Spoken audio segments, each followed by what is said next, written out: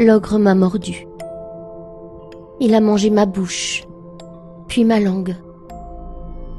Il a respiré mon désir improbable, ce vertige.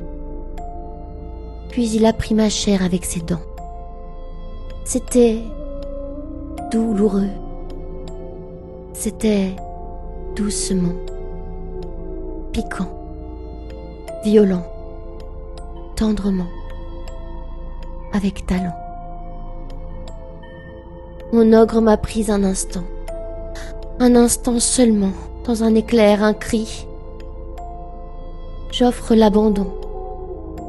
Il me découvre dans ce moment magique, où je ne sais plus, où je ne suis plus, où je ne suis plus rien d'autre qu'une matière première au plaisir.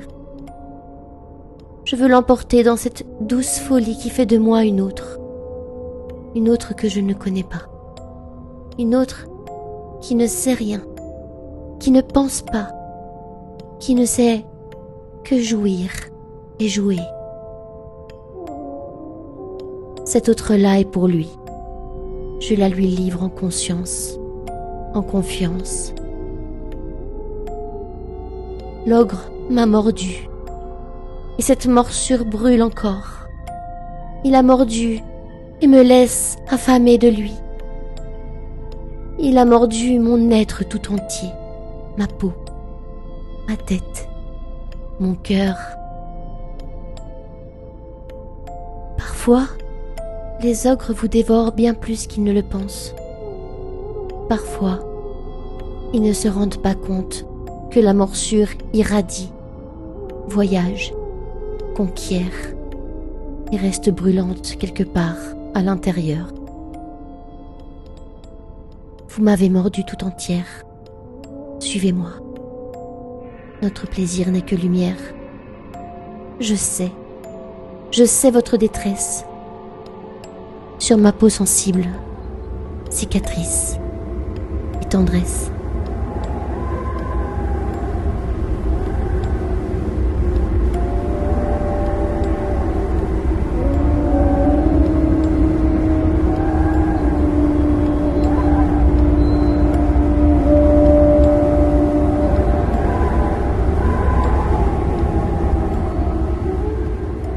Garance. Ce soir, l'ogre a mangé les hommes. Leur sang n'était plus que pu amer d'une gangrène universelle. De partout l'assourdissaient les cris et les plaintes d'une même souffrance, celle d'exister. Mes frères ne restaient plus que des perdants mutilés de victoires illusoires, précipités au plus profond de ma gueule rédemptrice. J'ai mangé les hommes, Garance, croqué les os brisés, les cœurs exsangues, les pères, les mères et leurs petits, les princes sans royaume, les pauvres sans espoir, les riches confus qu'argent valait l'or. J'ai mangé les hommes pour que vive la terre et triomphe la lumière.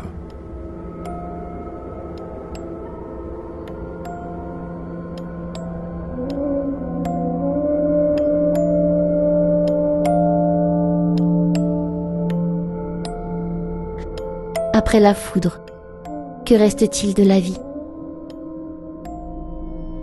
C'était une vague, plus haute qu'une montagne, plus puissante que tous les vents réunis. C'était l'épée qui a connu 1000 batailles sans en avoir perdu aucune.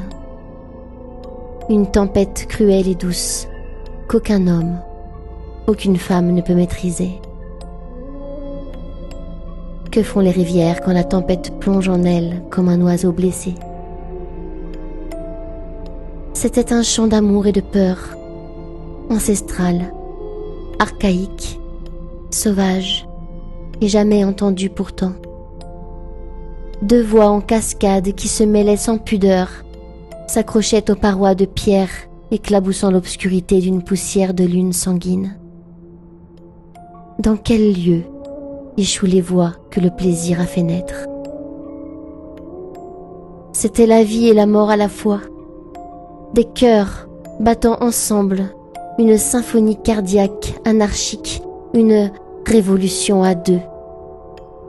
Lombric impliqué, complice et spectateur d'un inédit spectacle. Arthropode éveillé par cette représentation secrète, intime, brillante de volupté. Quel sens à la vie, si ce n'est la mort?